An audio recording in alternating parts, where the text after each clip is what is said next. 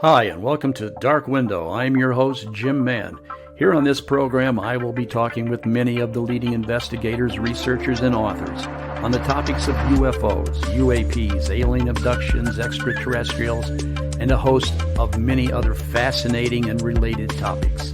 So please join me and my guest for the next hour as we reach out. This is Dark Window on KGRA Digital Broadcasting. And hello, everyone. I am your host, Jim Mann. Welcome to Dark Window. I have a very special guest with me here in the studio tonight. Is Dr. Cay Randall-May. Not only is she a very learned and experienced lady in numerous disciplines, she's also a friend of mine. She is an internationally recognized intuitive with specialties in medical intuition and scientific technical intuition for more than 40 years. Cay has a diverse background incorporating intuition, science, philosophy, religion, metaphysics, and art. She conducts intuitive readings with clients throughout the world. Now, she has also been an active member with the Mutual UFO Network for many years. She was a past field investigator and originally a field investigator with APRO, and a keen interest in the potential for universal life. Now, Cay has also attended many universities and colleges throughout the country. Again, she has earned her Ph.D. from places like Arizona State University, from Berkeley, from many other universities. She has taught at many of the local universities and colleges and campuses right here in Phoenix. And I want to say this one last thing before we get into our conversation. Cay is also a minister at a large, sort of an international council for community churches, and is a past president of the National Women's Christian Fellowship through the same organization. So she's a very, very diverse lady. And Cay, welcome to our program. How are you tonight? Thank you, Jim. Thank you so much for having me on a Dark Window. I'm excited about your program and the opportunity to meet people in your audience and to address some of the questions that might bring a little bit of light into those darker corners of our understanding, which I understand is the mission of your program.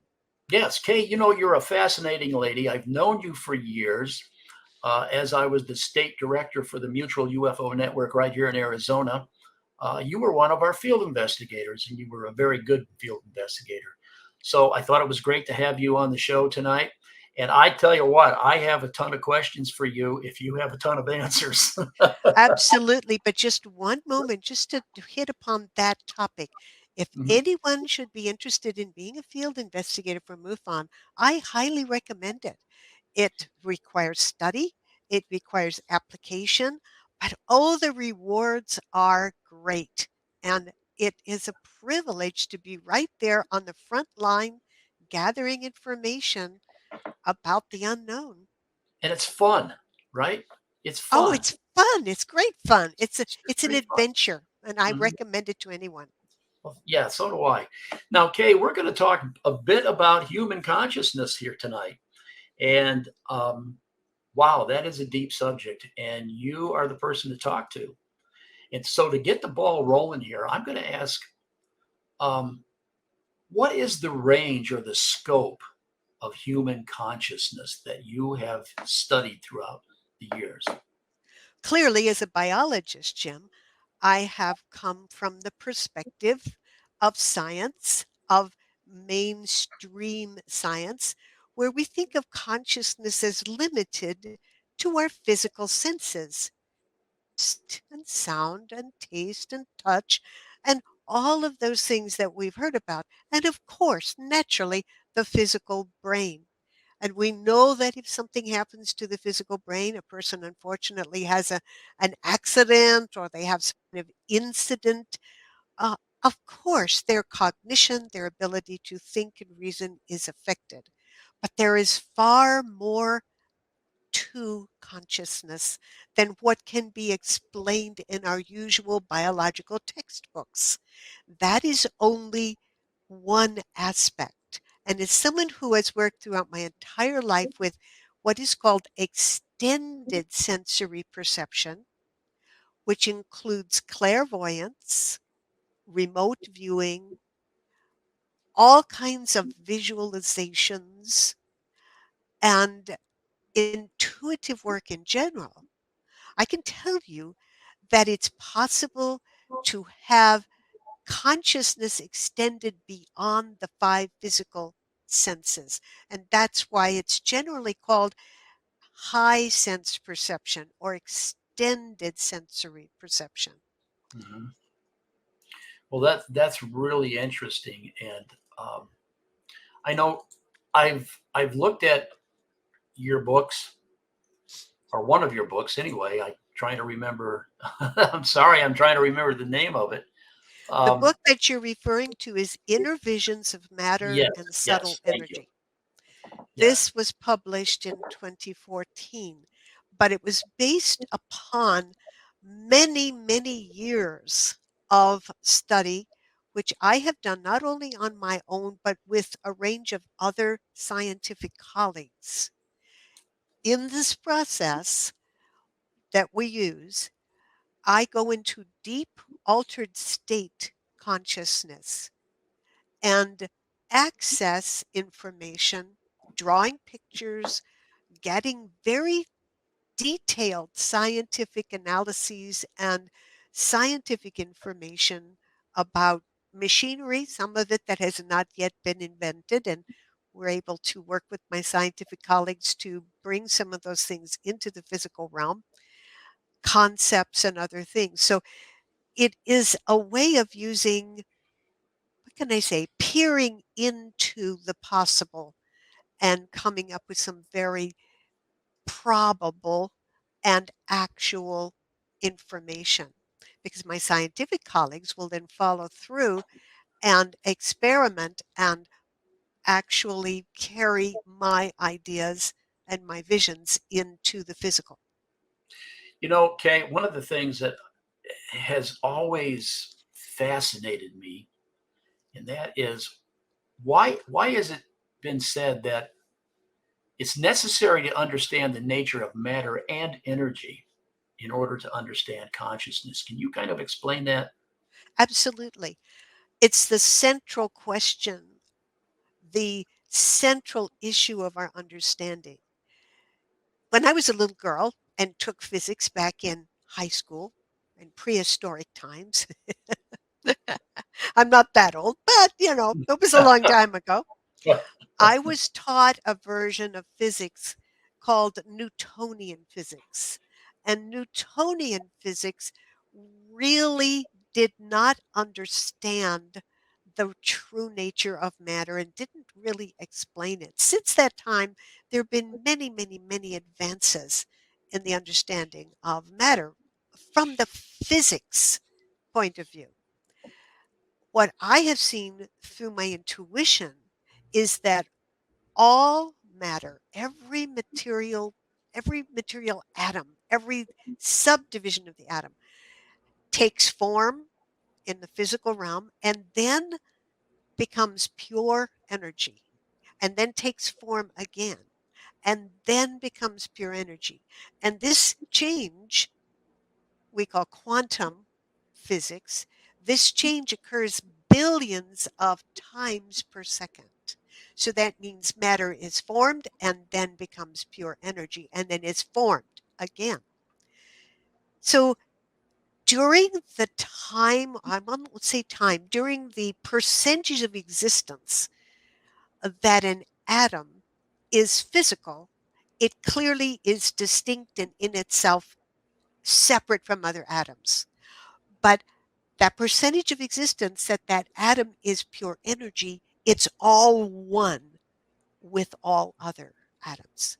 So consciousness derives from this shared, I call it a mind field, that then precipitates or formed again into the synapses, the neurons, and all of the other cells and components of our physical brain.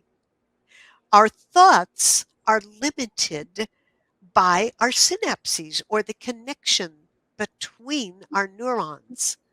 And we have a memory, those connections change, they they mutate, they move around, they morph, Mhm. and they are limited though by the physical connections. But in the pure energetic percentage of existence of matter, all information is one. You and I are one in that level, Jim.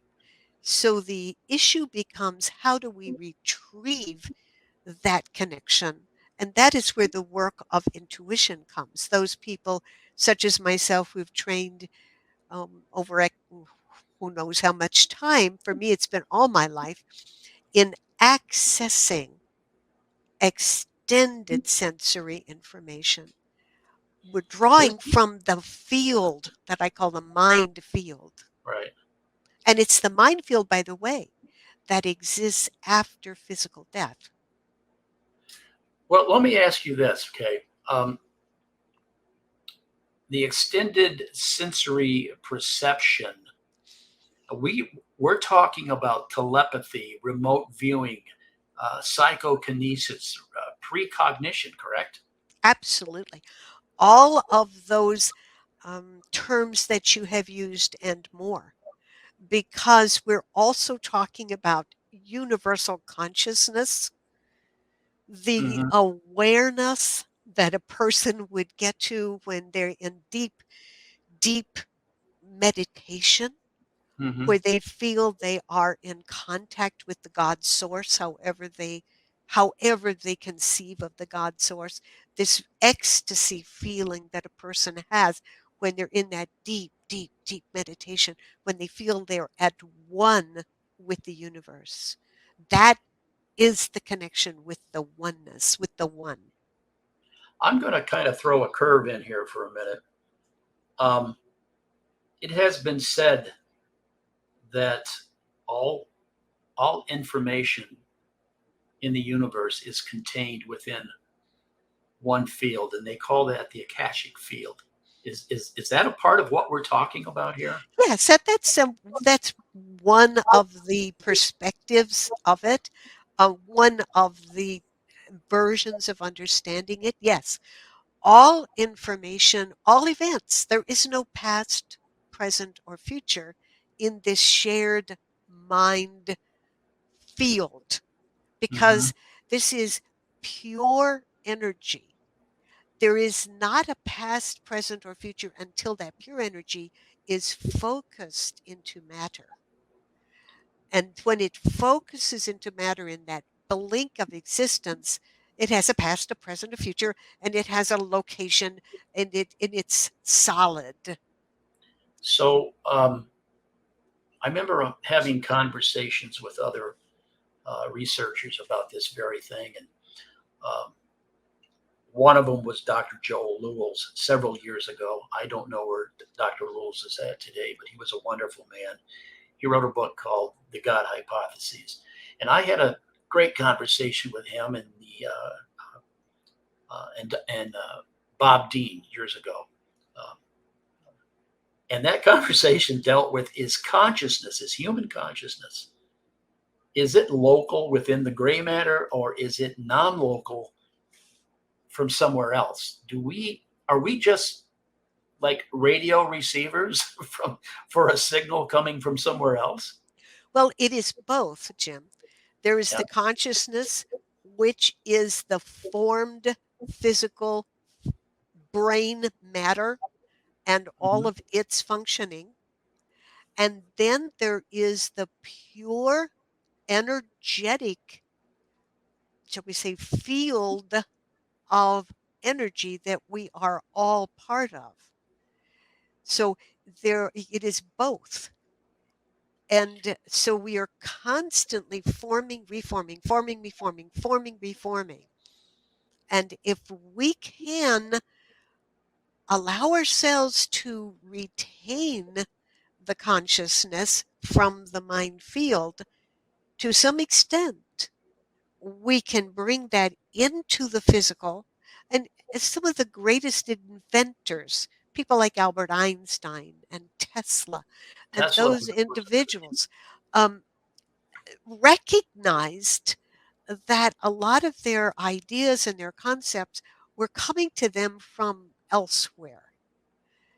All of us have consciousness that is constantly bombarding us from this field in which we're, shall we say, existing at this time. Mhm. And then after our physical bodies cease to be, the pure consciousness continues as rather mysterious force that continues to have identity that we call the soul. And of course, Mhm. there's a difference in the spirit and the soul. So there's very, very interesting levels of what I would call identity and organization in all of this. That's fascinating. We just a few weeks ago we had an interview with a lady who had a near death experience, and she spoke about an existence apart from her body. Now, there's been thousands, maybe millions of people who have experienced these near death experiences, and they all pretty much say the same thing, that there's an existence outside of this body. And this is fascinating stuff, Kay. But let me ask you: have you always been aware of your extended sensory precognitions Well, or I ability? was fortunate enough to be raised by a family where intuition was honored, accepted, and promoted. My grandmother herself was a functioning psychic. She was a nurse, but she didn't have to work necessarily. So she spent full time with me. I'm an only child and only Mhm. grandchild. So I had the all full attention of these people. And grandmother trained me from the time I was little in how she was trained by her mother, who happened to come from Ireland and had what was called the second sight. And so I was told from the time I was little that I was psychic, that I had the second sight, and was taught various things from the very beginning about remote viewing and other things. We didn't call it those things in those days, but we just used it as just the way we functioned. You Yeah, would have loved my grandmother. Had she still been alive, she'd have been on your show. You would have loved her. I'd love to have her on the show. I down through the years dealing with the issues and things that we dealt with during the time I was a director with MUFON. We dealt with all of this. And I mean, when you start investigating UFOs and matters of high strangeness, this stuff is front and center. This business of consciousness and extra consciousness and on and on. And I I think about all these different abilities that people have. Um, People that see colors around other folks, people that will look at you and see your aura, people that will look at you and perhaps see the spirit guide that is attached to you. I mean, this is amazing stuff. And I think it's well worth the time to talk and discuss. Um, how have Now, you built? auric vision is particularly interesting if you want to discuss that, because um, many years ago, when Mhm. I was a graduate student in Berkeley, trying very hard, remember, after being raised in a family where intuition was fostered and everything, then I decided I really wanted to be a scientist, because I always knew from the time I was little I was going to be a scientist priestess, which is what I am. That's what I was going to be. So I had to decide what science. So it was biology I was going to do that. But when I got to Berkeley, they were very, very, very grounded in Newtonian stuff. And so one day I remember going into the library. I used to go and just lose myself in the library. There's so many things in that library at Berkeley. And I found a book on auras, the human aura. And I remember reading it and thinking, this is preposterous. I remember going back to the lab and just laughing about this thing. How is it that a book on such, absolute fantasy could be in our wonderful, prestigious library? Well, a few years later, in 1973, I was pregnant with my second child. Sure enough, I had a series of dreams in which a voice said to me, "We're going to teach you to see the aura." And I thought, okay, whatever. I just want to get this pregnancy finished. Let's not worry about this. But no, as soon as you have this child, you will begin to see the aura. Okay, whatever. And sure enough, a couple of weeks after I had my baby, my husband and I were at a lecture, and I was looking up at this woman on the podium, and I could see this purple light around her head, and I thought there was a spotlight being shown on her. I kept looking in the back of the room. There's no spotlight. Where's this purple light coming from? And I gradually began to see more and more and more and more. So pretty soon I was seeing full body auras and full light around people. And I have my aura portrait. I perhaps Oh, will do share you? it with Okay. you. Oh Yeah. yeah, if you look, you have one of my books. You have the Inner Visions. You don't have my books on the intuitive career or my business card. But on my business card and also on my in my books on the intuitive career, you will find on the front there's a portrait, and that's my portrait that I painted back in 1978. I stood in front of the mirror and did a self-portrait with some of the colors that I see. They move, they swirl, they twirl. So I believe I came to see the aura just to spite myself because I had actually, poo-pooed it when I was trying so hard to be a mainline biologist. Uh, And then I discovered as a biological um, investigator, I said, well, I want to test this.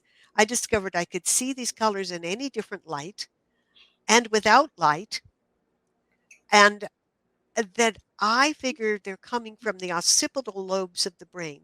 In other words, if you sometimes have a dream and a dream in color, where are those colors coming from?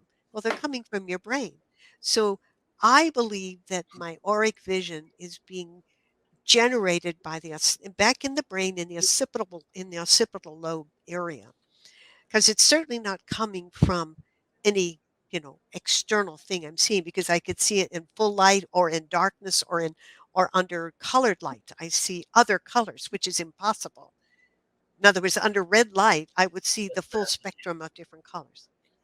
so that's fascinating. But you also now here's a question that the lady who's working behind the scenes here, Patricia, uh, she's asking how does all of this work with people that have schizophrenia?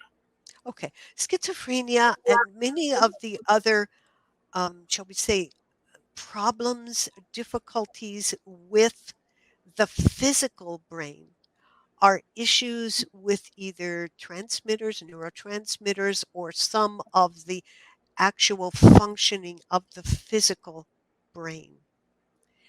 Now, sometimes the modern medical community will place certain extended sensory phenomena into the basket of pathology.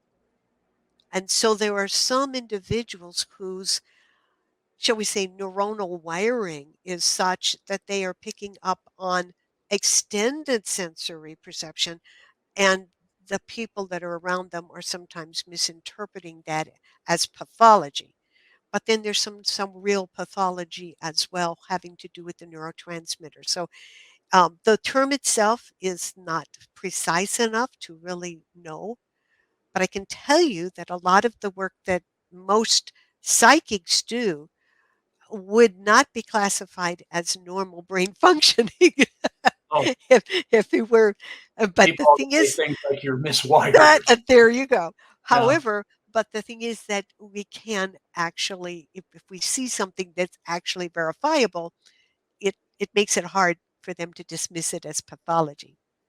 So there are problems with the brain. That's true. and some of them do lead to difficulties with thoughts.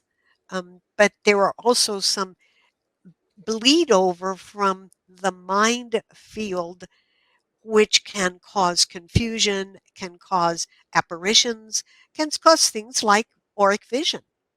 It's the It would be physical very side Mhm. of Right. us. I mean, Right. So if I were to go to a typical psychiatrist and say, well, sir, I see, or madam, I see these colors coming out of people and they're going here, they probably would think that I was deranged in some way.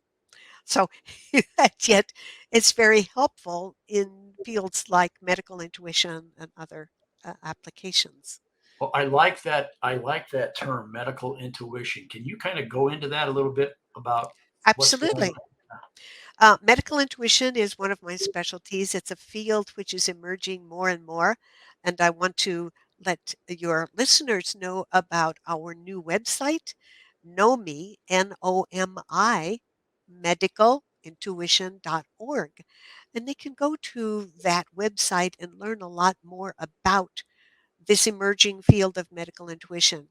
When it's practiced as we practice it in NOMI, National Organization for Medical Intuition, it is a way of knowing using high sense perception or extended sensory perception what is going on within an individual's physical body or their energy field. It's not practicing medicine.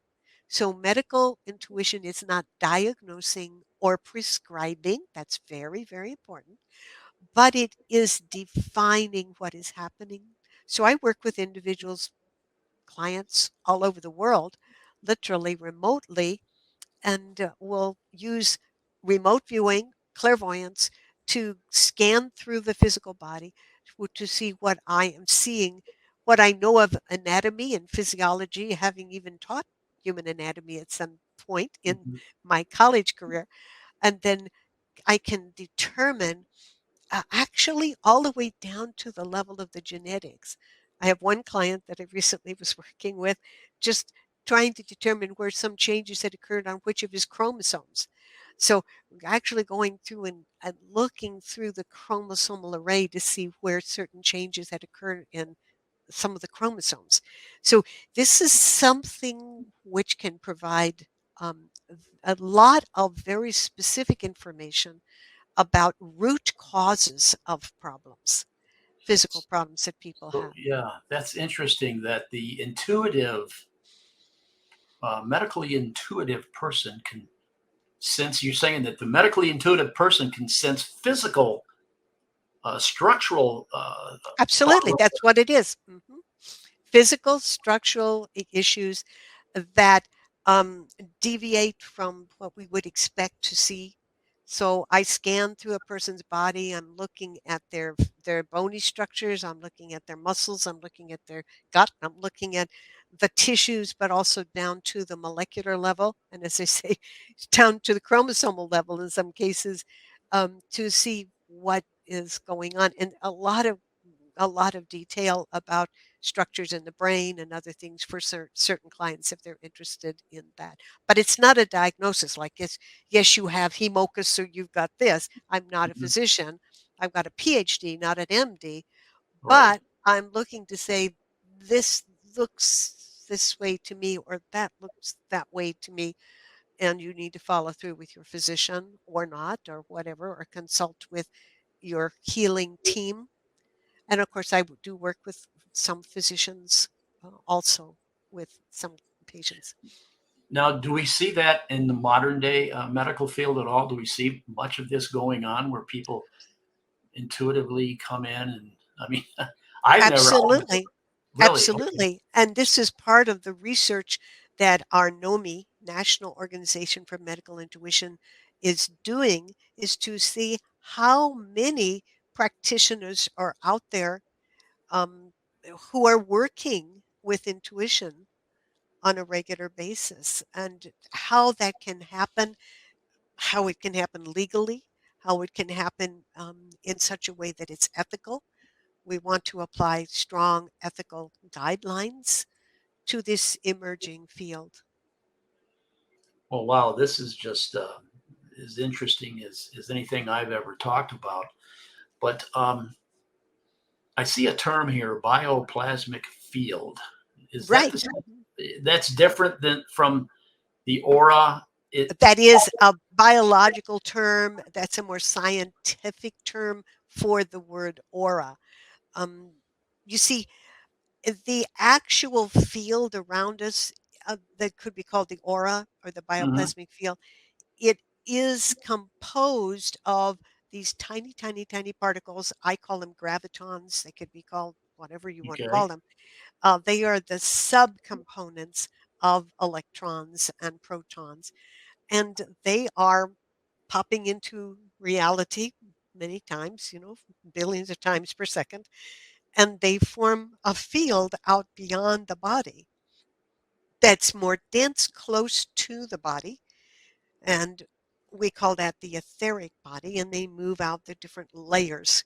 And then in that, there are lines of force called meridians that you would Mhm. hear about if you were to visit a Chinese physician, Oriental physician, talk about meridians. And where those meridians cross multiple times, like a network, they form vortices or whirlpools called chakras.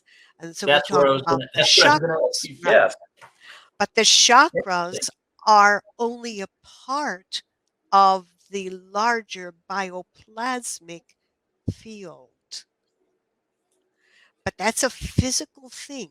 It's these tiniest components of matter are winking in and out of corporeality most densely, where, like, I'm seeing Jim now, and I see him appearing to be in one place, but out from beyond him for a various amount of distance, there are the tiniest amount of physical matter, the bioplasmic field. And that bioplasmic field leaves its traces, as does our DNA and everything Mhm. else, on everything we touch, everything, and what we think as well. So we leave traces of ourselves in the universe, and that's how, for instance, years ago, I worked with some archaeologists to try and help them find dig sites. And I was not the only psychic that was doing this. There were about 6 or 7 of us, and we didn't work together. We didn't know about each other or anything, but we just followed the traces in the bioplasmic field to find where they would be able to find artifacts, and they did. Um, so it's you know it's amazing how we leave an imprint on the physical world, not only from our DNA, which we leave everywhere, and a little bit of cell material and hair and stuff like that, but also our energy field. And this is the basis, of course, of hauntings. Well, let me ask you this. People get their auras photographed. Other people see colors around other folks. What is why the color differences? What is? Well, there's a difference between those two things. The phenomenon called aura photography is photography of a force field, but it is not what I see. It doesn't look like the way I see. It might be a similar kind of field, but it doesn't look like what I see. What I see is in my own consciousness generated by my brain, a portion of my brain. An Ah, aura photograph is a computerized kind of, um, it's done in an electrostatic field, and there are all kinds of technological improvements recently, and they're interesting. Um, to some extent, based on Kirlian photography, but not limited to that. So it's a type of photography of a field in a highly electrified environment, very, very modified and brought to a high technological level. It's unfortunate to me that it's called aura photography, because then mhm. there gets to be this confusion of what we see necessarily versus what, but it's very valid and can be in the proper hands of people who know how to interpret it. It's excellent. What what is a out of body experience? Well, out of body experience is, as I understand it, is where an individual can literally project their attention into the mind field, just like remote viewing. When I do remote viewing, like sometimes I've done remote viewing for Mhm. the sky watches after MUFON, Exactly. Yes. and I would be at home in the comfort of my home, and you guys would be out there, on the desert and doing everything, and I would essentially be watching using remote viewing. If I did out of body projection, that takes it a further step where I might manifest physically there. And I don't claim to do that or be able to do that. By location and out of body experiences definitely do exist with some people, but it has to do with manifesting the physical consciousness elsewhere. But these are all part of extended awareness. Well, that's interesting. I'm having some problems with my microphone. Can you still hear me? I can hear you Okay. absolutely. All right. Um, and I was going to ask you about that, about the remote viewing. Are are we actually sending our conscious? Are we tapping into another area of our consciousness when we do the remote viewing? Are we are that this is sort of confusing with me? Okay, Okay, and as I practice it, what I'm doing is I'm clearing my physical brain consciousness mhm. and allowing the mind field consciousness with focus. In other words, this is very important. I have to set my intention to be at a particular place, to be at a particular time, um, even though there's no time in the mind field. And then I bring back to the physical brain those impressions. So it's an extension of what I do in the scientific and technical intuition, an extension of what I do with the medical intuition, very much the same. I'm looking at a physical event that's far away from me. So let me get this right. You're tapping into this non-local conscious Right. state. Through intention. So isn't that, Intention is very, very important. this is a hard topic for me to trying to clarify my question is hard Yeah. enough, you know. Because this stuff fascinates me because I have been on a few of those times when you and your team have been on the other side of town, while the MUFON team, many of us, were 90 miles away. Right. And the following day, you send an email to us. Here's what I saw you guys doing last night. And so many times you've been spot on. And Remember that the has time always, the person spilled the coffee? Remember that?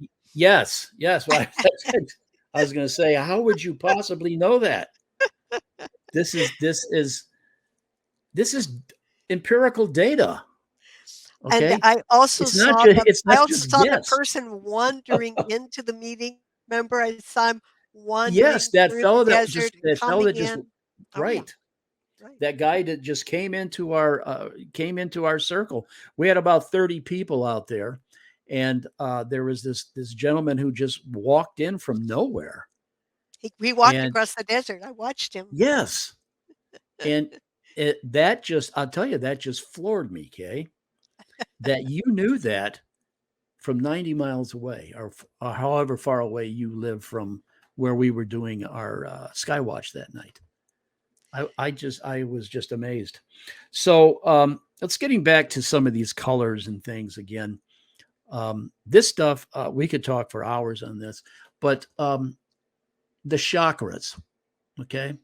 Yes. The chakras, apparently, when I see pictures of the human chakras, I see different colors representing different areas of your chakra. And is there a reason for the violet, the blue, the red, the yellow?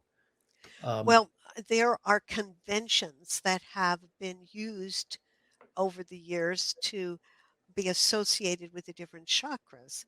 And usually they go from red as the basal chakra, then orange, then yellows, mhm. and we go up. These are conventions. When Okay. I'm looking at the chakras, I am looking at a multiple of colors that are swirling. When I'm looking at the energy field called the bioplasmic field, I am looking mainly at the emotional level. I see blotches of colors that move and swirl and twirl. So those blotches of colors are moving and swirling and twirling all around very rapidly. Um, and so it's one of the best authors is, of course, Barbara Brennan. Her book Hands of Light and Light Emerging. These are wonderful. These are great. They give artist renditions of these things if anybody wishes to study them further. Okay. So, okay, in lieu of everything we've briefly talked about here, um, what sort of advice would you give to someone who is kind of like reluctant or afraid to explore their extended sensory abilities, like remote viewing? Well, of course, I think it's good to Hmm. study people who are in the field who are ethical and actually have a good track record. But practice, practice, practice, and being patient with yourself and allowing yourself to develop these abilities because they're like anything else. It's like learning to play the piccolo or to play tennis or anything. You're not going to do it overnight.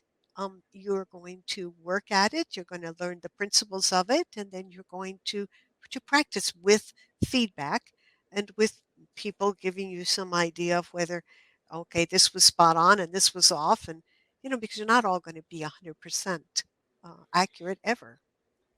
So it's a matter of practice and study and enjoying yourself because it's fun. Yeah, That's the should we most be? important Should thing. I mean? Should people be afraid of it? I mean, I remember one. Let me just mention. I remember one time, and I don't know why this happened to me. I've always been sort of um, what is it, a left brain thinker. That is the more hard science. I don't really let emotions rule my thoughts. Um, I had an experience one night where I actually seemed to have uh, propelled myself in time. It could have been a very vivid dream, okay, Hmm. but it scared me. It scared me so bad that I thought that this whole business of remote viewing and out of experiences and things are something that you don't really want to fool with because number one, it's real. Number two, it's maybe something you don't want to get involved with. But is there ever has have you ever heard of any situations where people have maybe harmed themselves by doing these sort of exercises and practices? Absolutely.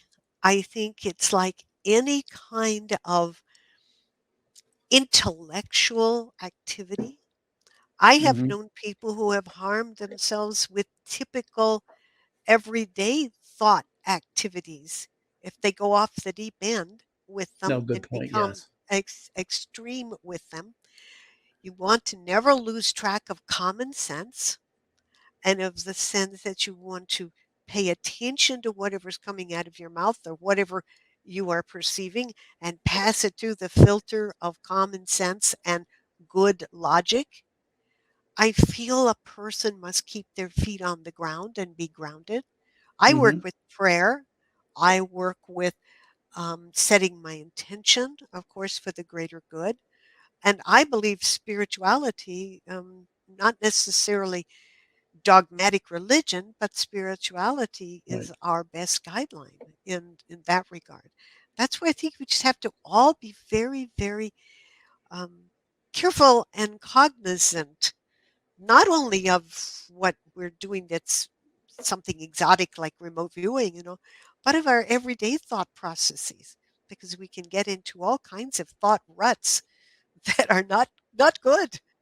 Yeah, right. That leads me to this question I have here. Um, what role do science, metaphysics, spirituality, religion, if you will, play in the understanding of human or non-human consciousness? What? I'm so glad you asked that, because that's a central question to our culture. Mhm. First of all, science and religion should never be pitted against each other.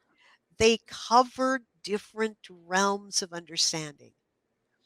Science is all about what is happening, when is it happening, who is doing it, what are they doing? It's measurement. It's those questions we can ask about what, when, who. Religion is about why. It's not only religion, but spirituality, metaphysics asks the whys of things. Why am I here? What is my higher purpose? Mhm. Those things. But where we get into trouble, and I think this is true in our society, it happens, is when either side, either of these perspectives starts getting into questions that's beyond their realm. When science starts trying to answer the whys, and they come up, well, there's nothing going on other than the who, what, where. And religion, as we know in the past, has got into the who, what, and where, and come up with some things that, science clearly has shown to not be the case. But if we Yeah, can understand that they're talking about different things, so when we're talking about consciousness, we can definitely talk about the phenomenon of thought and extended sensory perception. That doesn't answer why. He doesn't exactly. understand, and it never will understand, so the whys have to be that deeper metaphysical connection to what I call the pattern. And here's how I see it, Jim, just kind of in a nutshell, that if all matter is winking in and out of corporeality at billions of seconds of time, why does it stay the same? In other words, if you have salt in your salt shaker at home on your table, it's sodium chloride, salt. Why is it always salt? Why doesn't it change into something else? And we know things Good decay point. and they change, but from Yeah. second to second, they are the same. And that is what I call the mind of God. That, however you want to define it, it's the universal pattern of manifestation. And that is something that science cannot define. It is something which is defined by the metaphysics of it. That was the tenor of my next question. Can you tell me the difference between science and metaphysics? And that's what I was just saying. That's what that That just what and you were this just is what saying. it is. So the science will say, yes, it winks in and out of corporeality, and they Hmm. define exactly how it happens and all of this. They can never say why. And then the metaphysics takes it up from there and says, and this is why it happens. And this is the manifestation force behind the whole thing, the big plan, the great pattern. And this is why people like Einstein said, you can't study science without coming to spirituality, coming to a recognition that there is a big plan. You might not be able to understand it. I don't claim to understand the big plan. I don't claim to understand fully this unseen force which makes everything manifest the same and keeps it all going. But I know it's there. A final question here, Kay, because we're just about out of time. And I'd see what I said. This hour goes by very fast. Um, spirituality and consciousness. As a minister, Mm-hmm. Reverend Cay Randall-May, and this may be a loaded question. Do you think consciousness is eternal? Oh, of Do you course it think? is. Do you think Absolutely. we have? Totally. I Okay, know it is. I know it is. And I okay, can tell you that it's been shown to me also through my intuitive work. Because years ago, and I'll just make it very short, I was doing a series of studies for medical intuition, in which all I was given by a particular physician was a number. I didn't know anything else about this, and there was no physician there with me or anything. Only my scientific colleagues, and I ordinarily would see clearly in my inner mind what's going on with that person. But in this case, all I saw was a light, a brilliant, brilliant, brilliant light. And I was told, this person is in remission. This person is healthy. We're preparing a party for this person. Everything is fine. And I said that, and it was written down and sent to the physician, who graded it later and said, you were wrong. Then a few days later, he called up and said, well, what time did you do this? And he said that person had just died. That person died of ovarian cancer. And I saw oh, the light. I saw the light. And yes, she was in remission. Yes, she had just died. And yes, they were preparing a party for her. And I saw this intuitively. I remote viewed it. that's fascinating stuff, and that opens so many other doors and topics that I want to ask you and talk to you about. But we're out of time, Kay. Perhaps at another Uh, time when we we can will make the get together and do another part with Dr. Cay Randall-May.